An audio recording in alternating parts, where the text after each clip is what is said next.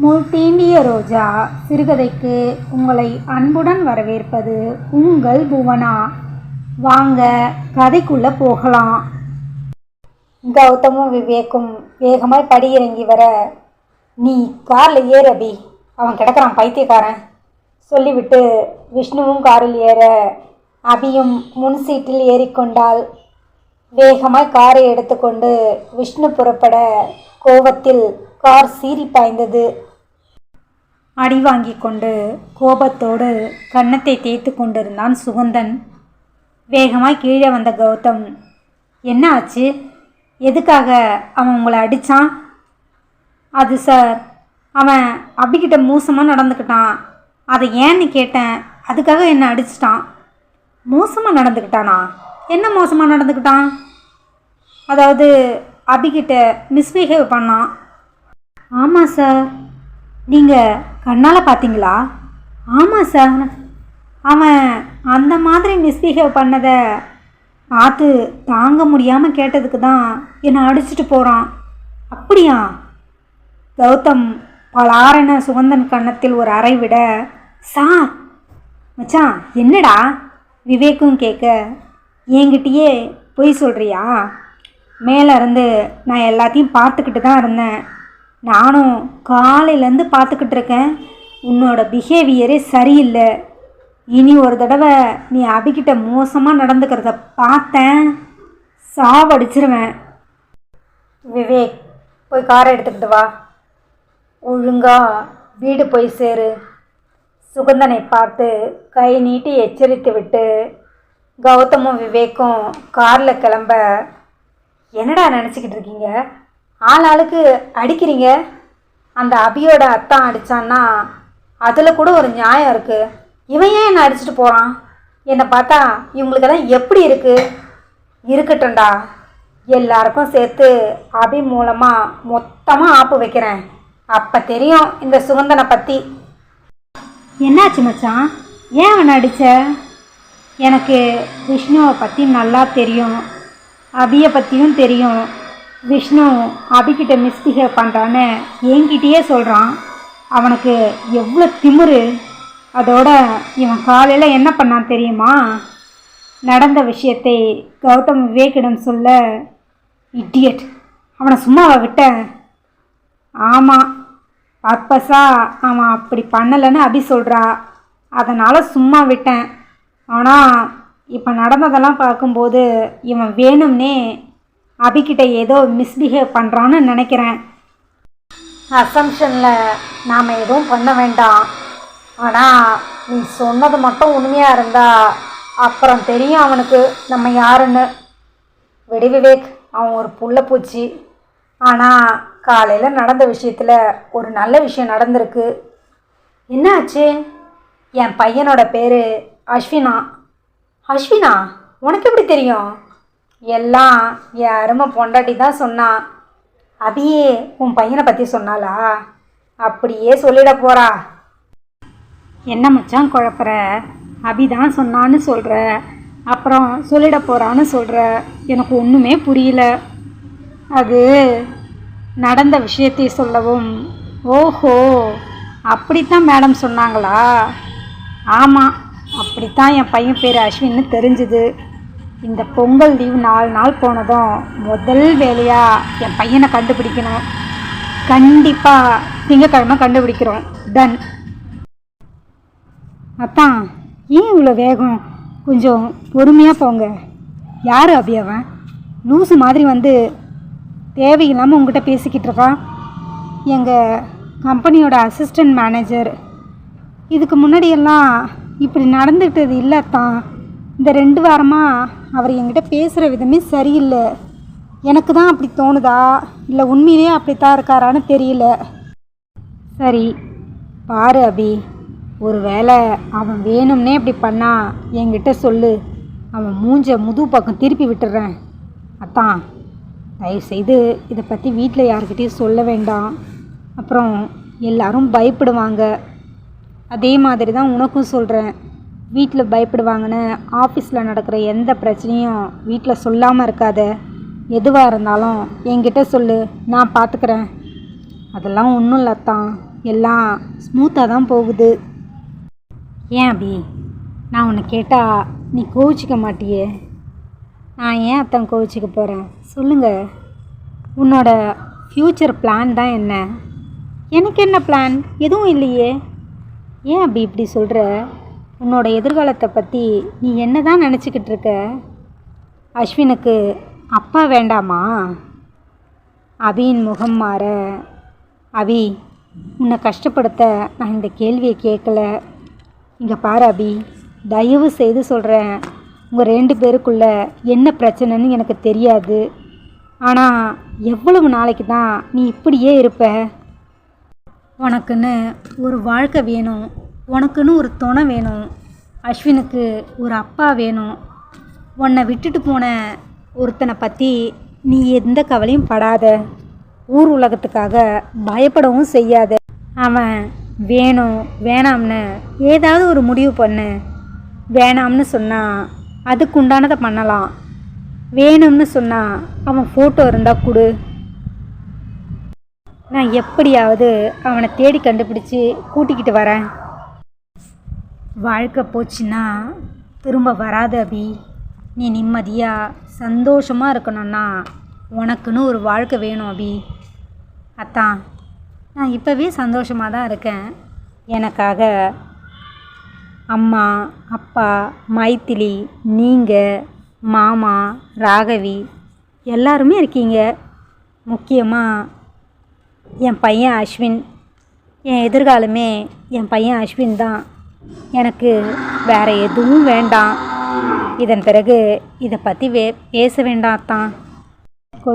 Car வீட்டுக்கு வந்துட எல்லோரும் பொங்கல் கொண்டாட்டத்திற்கான ஏற்பாடுகளை சந்தோஷமாக செய்து கொண்டிருந்தனர். 4 நாட்கள் பொங்கல் விடுமுறையும் அபிக்கு வீட்லேயும் கௌதமுக்கும் விவேக்கும் அனாத ஆசிரமத்துலேயும் சிறப்பாக போச்சு. திங்கட்கிழமை காலையில், டேய் விவேக், சீக்கிரமாக கிளம்பி வீட்டுக்கு வா. விவேக் தன்னுடைய வீட்டிலேருந்து கிளம்பி கௌதம் வீட்டுக்கு வர, என்ன மச்சான் இவ்வளோ காலையில் கூப்பிட்ற? இங்கே பாரு, இன்றைக்கி திங்கக்கிழமை, பொங்கல் லீவு 4 நாள் முடிஞ்சு எல்லாரும் அவங்கவுங்க வேலையை பார்க்க ஆரம்பிச்சிருப்பாங்க. இப்போ நாம் என்ன பண்ணுறோம், காலையிலேயே அபி வீட்டுக்கு முன்னாடி போய் நிற்கிறோம்.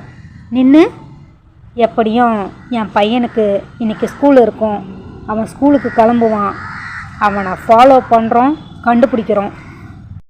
அதுக்காக 6:30 மணிக்கா? இங்கே பாரு, அவனை எப்படியும் நார்மல் ஸ்கூலில் சேர்த்துருக்க மாட்டாங்க, ஏதாவது இன்டர்நேஷ்னல் ஸ்கூலில் தான் படிப்பான். அதனால் 7 மணியிலேருந்து அவங்க வீட்டுக்கு முன்னாடி காத்திருந்தா தான் அவனை கண்டுபிடிக்க முடியும். சரி, ஓகே, கிளம்பு போகலாம்.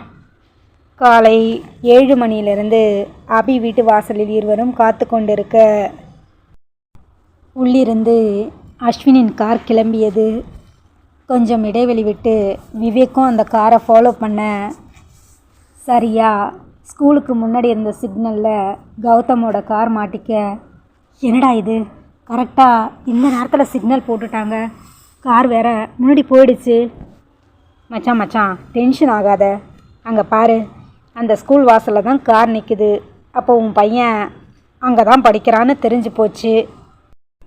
சரியாய் அந்த நேரம் லேசாக மழை வேற தூவிக்கிட்டு இருக்க, அஸ்வின் ரெயின் கோட் போட்டுக்கிட்டு டிரைவர் கொடையில் அஸ்வினை தூக்கி கொண்டு போய் ஸ்கூலுக்குள்ளே விடவும், தூரத்துலேருந்து பார்த்துக்கிட்டு இருந்த விவேக்குக்கும் கௌதமுக்கும் சுத்தமாக அஸ்வினை தெரியல. இப்போது என்னடா பண்ணுறது, முகத்தை பார்க்க முடியலையே. மச்சான், நீ முதல்ல டென்ஷன் ஆகாத, உன் பையன் இந்த ஸ்கூலில் தான் படிக்கிறான்னு தெரிஞ்சு போச்சு. அதற்குள் சிக்னல் விழுந்து விட, நீ வா, நாம் வாட்ச்மேன் கிட்ட விசாரிக்கலாம். சார், ஃபஸ்ட் ஸ்டாண்டர்ட் ஸ்டூடெண்ட்ஸ் எல்லாம் எத்தனை மணிக்கு விடுவாங்க? 4 மணிக்கு சார். Okay, thank you. 4 மணிக்கு ஸ்கூல் விட்டுடுவாங்க. நாம் 3:30க்கே ஆஃபீஸ்லேருந்து கிளம்புனா இங்கே வந்து வெயிட் பண்ணலாம். இன்றைக்கி எப்படியாவது உன் பையனை கண்டுபிடிக்காமல் இங்கேருந்து போகிறதில்ல. கண்டுபிடிச்சிடலாமா? நிச்சயமாக மச்சான், கண்டுபிடிக்கிறோம். நீ தைரியமாக வா. ஆஃபீஸில் இருப்பு கொள்ளவில்லை. நொடிக்கு ஒரு முறை மணியை பார்த்து கொண்டேன்னு இருந்தான். அதை அபியும் கவனிச்சுக்கிட்டு தான் இருந்தா. கௌதம் இல்லாத நேரம், என்னாச்சண்ணா இன்னைக்கு சார் நிமிஷத்துக்கு நிமிஷம் டைம் பார்த்துக்கிட்டே இருக்காரு, ஏதாவது முக்கியமான மீட்டிங்கா? ஆமாம்மா, ஒரு முக்கியமான விஐபியை மீட் பண்ண போகிறோம். மணி 3 ஆனதும், விவேக் டைம் ஆயிடுச்சு, கிளம்பலாமா? மணி 3 தாண்டா ஆகுது, பரவாயில்ல கிளம்பலாம். சரி போகலாம். அபி, நாங்கள் 2 பேரும் ஒரு முக்கியமான விஷயமா வெளியில் போகிறோம். ஏதாவது ஃபோன் கால் வந்துச்சுன்னா நோட் பண்ணி வைமா. சரிங்கண்ணா. கௌதம் பரபரப்பாய் கிளம்ப அபி அவனையே பார்த்து கொண்டிருந்தாள். கௌதம் பள்ளியின் வாசலில் தவமாய் கிடந்தான். 4 மணிக்கு முதல் வகுப்பு குழந்தைகள் எல்லாம் வெளியே வர, இதில் என் பையன் யாருன்னு தெரியலையேடா. அஸ்வின் மெதுவாக வந்து தன்னுடைய காருக்காக எட்டி பார்க்க, டேய் கௌதம், அங்கே பாரு, அன்னைக்கு நம்ம ஒரு பையனை ரோட்டில் பார்த்தோம்ல, அவன். வரும் வழியில் டிராஃபிக்கில் மாட்டிக்கிட்டதால் அஸ்வினோட டிரைவர் வர ஒரு 10 நிமிஷம் லேட் ஆயிடுச்சு. அப்போது அவனும் ஃபஸ்ட் ஸ்டாண்டர்ட் தான் படிக்கிறான் போல இருக்கு. அவன்கிட்ட விசாரிக்கலாமா?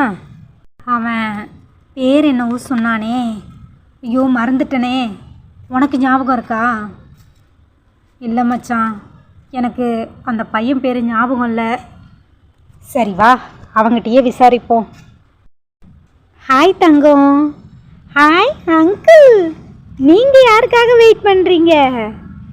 உன்னை கூட்டிக்கிட்டு போக இன்னும் யாரும் வரலையா? வரல அங்கிள், அதுக்காக தான் வெயிட் பண்ணுறேன். டேய் இங்கே வாடா. விவேக் கூப்பிட, நீங்கள் இங்கே வாங்க. ரொம்ப கொழுப்புடா இவனுக்கு.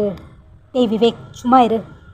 கௌதம் அஸ்வின் கிட்ட போக, அஸ்வின் கௌதமின் கையை பிடித்து இழுத்து அவன் 2 கன்னத்திலும் முத்தம் கொடுக்க, அவனை அப்படியே அணைத்து கொண்டான் கௌதம். சொல்லுங்க அங்கிள், நீங்கள் யாரை கூட்டிக்கிட்டு போக வந்தீங்க? தங்கம், நீ ஃபஸ்ட் ஸ்டாண்டர்ட் தானே படிக்கிற? ஆமாம் அங்கிள். என் பையனும் இங்கே தான் படிக்கிறான். இங்கே படிக்கிறாங்களா? அவங்க எந்த ஸ்டாண்டர்ட் படிக்கிறாங்க? ஃபஸ்ட் ஸ்டாண்டர்ட் படிக்கிறான். ஃபஸ்ட் ஸ்டாண்டர்டில் எந்த செக்ஷன்? எனக்கு அதெல்லாம் தெரியாதுப்பா. என்ன அங்கிள் நீங்கள், பையன் எந்த செக்ஷன் படிக்கிறான்னு கூடவா உங்களுக்கு தெரியாது? டேய், தேவையில்லாத முந்திரி கொட்டை கேள்வியெல்லாம் கேட்காத. விவேக் சத்தம் போட, அங்கிள் உங்கள் பையனை பார்க்கவா வந்திருக்கீங்க?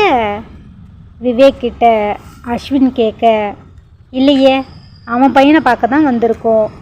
அப்போது நீங்கள் ஏன் பேசுகிறீங்க? நானும் அந்த அங்கிளும் தானே பேசுகிறோம். நீங்கள் தான் தேவையில்லாமல் இப்போ முந்திரி கொட்டை மாதிரி நடுவில் பேசுகிறீங்க. டேய், உனக்கு வாய் ரொம்ப ஜாஸ்திடா. விவேக் அமைதியாக இரு. சரி அங்கிள், உங்கள் பையன் பேர் என்ன? அஸ்வின். அஸ்வினா?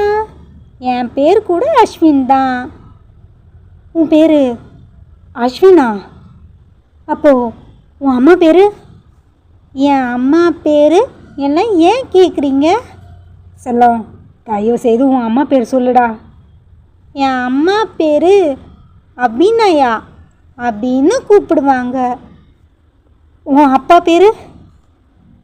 என் அப்பா பேர் கௌதம் பிரபாகர்.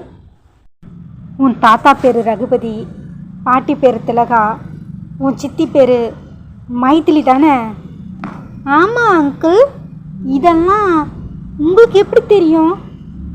ஆமாம், இதெல்லாம் சொல்கிறீங்களே, நீங்கள் யார்? உங்கள் பேர் என்ன? நான் அது அது கௌதம் அவனை உறைந்து போய் பார்த்து கொண்டிருக்க, அதற்குள் அஸ்வினின் கார் வந்துவிட, உறைந்து போய் நின்றிருந்த கௌதமை உலுக்கிய அஸ்வின், அங்கிள் அங்கிள், என் கார் வந்துருச்சு, நான் கிளம்புறேன். பாய். Bye uncle. விவேக்குக்கும் பாய் சொல்லிவிட்டு அஸ்வின் தன்னுடைய காரில் போய் ஏறிக்கொள்ள, டேய் மச்சான், என்னடா உறைஞ்சி போய் நிற்கிற? என் மருமகன்டா. ஆமாம், என் பையன்